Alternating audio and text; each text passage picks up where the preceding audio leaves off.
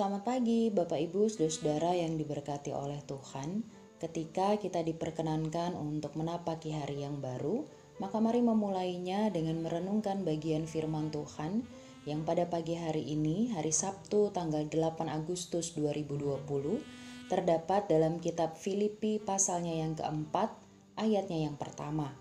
Firman Tuhan berkata, "Karena itu, saudara-saudara yang kukasihi dan yang kurindukan, sukacitaku dan mahkotaku, berdirilah juga dengan teguh dalam Tuhan, hai saudara-saudaraku yang kekasih." Demikianlah firman Tuhan. Bapak Ibu saudara yang diberkati oleh Tuhan, ketika kita diminta untuk melakukan suatu aktivitas, misalnya berdiri, maka ada beberapa hal yang diperlukan. Yang pertama, kita membutuhkan tenaga untuk mendorong supaya kita dapat berdiri dari aktivitas yang sebelumnya kita lakukan, seperti duduk, tidur, dan lain sebagainya. Yang kedua, kita juga membutuhkan keseimbangan, sehingga ketika kita sudah dalam posisi berdiri, maka kita tidak akan mudah goyah, apalagi sampai terjatuh. Paling tidak, dua hal inilah yang perlu diperhatikan ketika kita akan melakukan gerakan berdiri. Perihal berdiri ini pun ternyata menjadi salah satu pengandaian yang dipakai oleh Rasul Paulus dalam suratnya kepada jemaat yang berada di Filipi. Jemaat dinasehatkan supaya berdiri teguh dalam Tuhan ketika harus diperhadapkan dengan beragam gumul juang kehidupan yang sedang dialami saat itu. Apa artinya berdiri teguh di dalam Tuhan?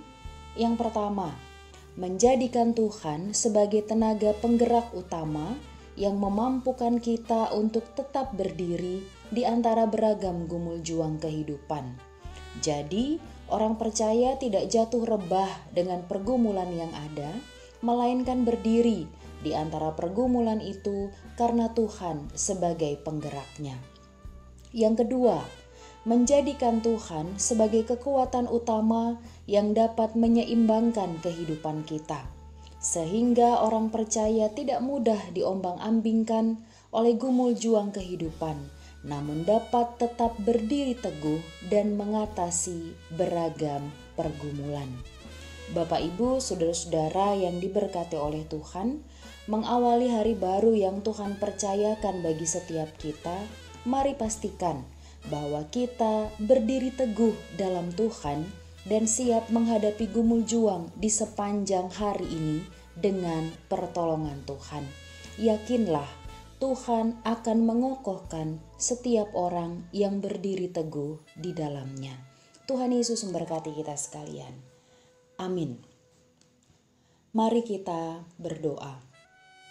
Bapa kami yang bertata dalam kerajaan surga, terima kasih untuk pertolongan Tuhan yang melayakkan kami untuk menapaki hari yang baru.